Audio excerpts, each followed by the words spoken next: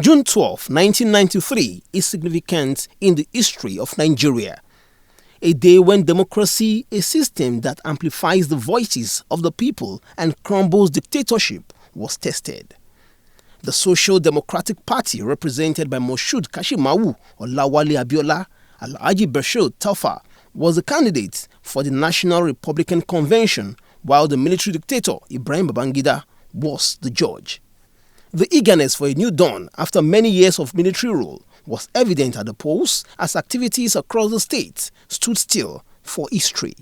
At the end, Moshood Abiola got over 8 million votes, winning in 19 states, while Tofa received over 6 million votes and won in 10 states. Abiola won almost 60% of the votes. Although the election was adjudged as being free and fair, the result was annulled by the then military head of state, General Ibrahim Babangida.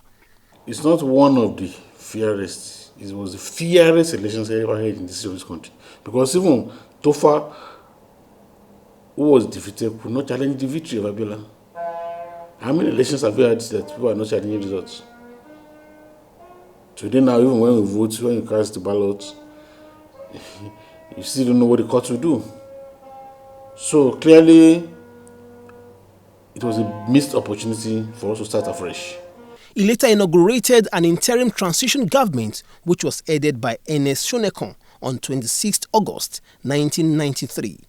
Abiola made the important Ekpetedo declaration leading to his arrest as he pronounced himself president. The people of this country went to polls on Saturday, June 12, 1993, and without let or hindrance chose me as their president. Didn't they? Yeah. He was arrested and detained by General Sani Abacha, who took over from Shonekan, leading to emergence of series of political struggle led by National Democratic Coalition, NADECO. It took death of Abacha for Nigeria to return to the path of democratic government. However, unexpectedly, Abiola died in suspicious circumstances in jail. Then Alhaji Abdulsalam Abubakar, who succeeded Sani Abacha, freed political detainees from prisons and conducted the presidential election, which was won by Chief Olusegun Obasanjo. Since then, June 12 has been a yearly ritual as many advocate a worthy compensation for the struggle of the political icon, late Chief M.K.O. Abiola, and sanctity of the electoral process in the country. To support the struggle, President Muhammadu Buhari-led administration on June 6, 2018 shifted Democracy Day from May 29 to June 12 to honor late Chief M.K.O. Abiola. I think I want to appreciate the current president for honoring June 12, one as a public holiday, though that is not enough, because what June 12 preaches, it is actually more than giving us a public holiday. It's not just about holiday. It's not just about mentioning names, but what have you... Let me tell you, my brother, the same thing we have been using to campaign since 1960, that is good road, electricity, is still what we are using up till now. We are not moving forward. To honor June 12, that we believe June 12, it's not just only declaring holiday, it's to imbibe the spirit of June 12, the virtues of June 12, what June 12 meant. Let's begin to live by it. That's when we say, oh, yes. 27 years down the line, today, Nigeria celebrates Democracy Day in remembrance of the political icon. Many are of the opinion that so much still needs to be done to attain true democracy in the country.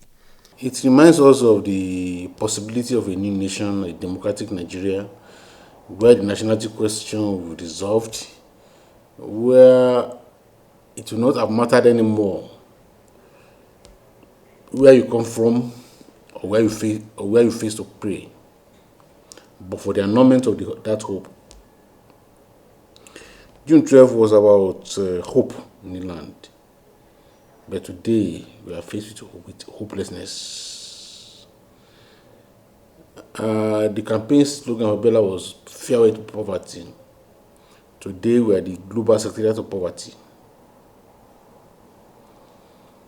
And so, on all fronts, we have regressed. We've missed it. And importantly also, June 12 was about the right of the people to freely choose who lead them. today, you can see the shenanigans that go with elections in our country. So that was what June 12 was all about for us. And so it goes beyond just holiday. That we have holiday. What does that mean?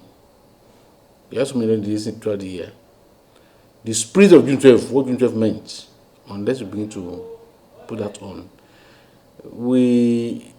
If we have a country where Military is threatening that we won't deal Nigeria, we are going to put talks over Nigeria. Nobody's calling them to order. You cannot say you believe in June 12. As far as I'm concerned, the June 12 means a lot to different people, different people.